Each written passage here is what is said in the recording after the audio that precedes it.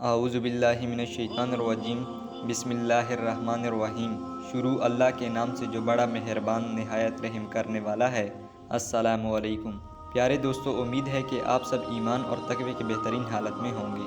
آج ہم آپ کی خدمت میں پہلی کی طرح دلچسپ اور سبق آموز قصہ لے کر آئے ہیں۔ یہ واقعہ حضرت علی رضی اللہ تعالیٰ عنہ اور ایک نجومی کا ہے۔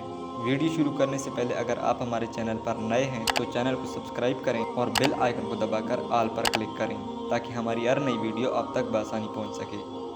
ایک مرتبہ حضرت علی رضی اللہ تعالیٰ عنہ جنگ نہروان کے لیے اپنے گھوڑے پر سوار ہو رہے ہوتے ہیں کہ ایک نجومی مولا علی علیہ السلام کے پاس آتا ہے اور کہتا ہے کہ اے علی، یہ جنگ آپ مت لڑیں کیونکہ آپ کا ستارہ گردش میں ہے، آپ یہ جنگ بری طرح ہار جائیں گے۔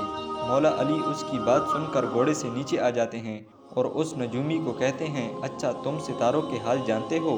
اس نے کہا، ہاں میرا کام یہی ہے، میں ستاروں کو دیکھ کر انسان کا حال بتا سکتا ہوں اور آپ کا ستارہ گردش میں ہے، اسی لیے میں نے آپ کو بتایا کہ آپ یہ جنگ ہار جائیں گے۔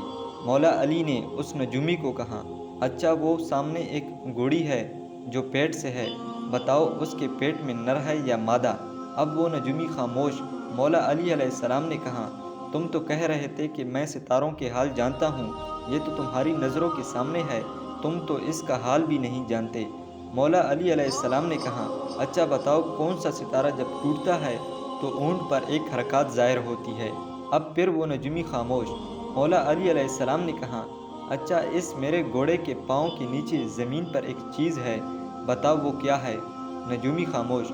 مولا علی علیہ السلام نے کہا، تم آسمان کے تو کیا زمین پر تمہاری نظروں کے جو سامنے ہے وہ بھی نہیں جانتے۔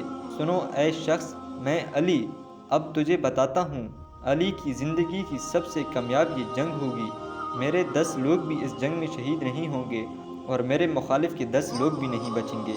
اور پھر تاریخ میں لکھا ہے کہ جنگ نہروان میں مولا علی علیہ السلام کا کوئی ساتھی بھی شہید نہیں ہوا تھا اور مولا علی علیہ السلام کے مخالف کے صرف 9 آدمی بچے تھے۔ اللہ تعالیٰ ہمارے دلوں میں بھی جذبہ جہاد پیدا کر دے اور ہمارے نصیبوں میں شہادت کی موت لکھ دے، آمین۔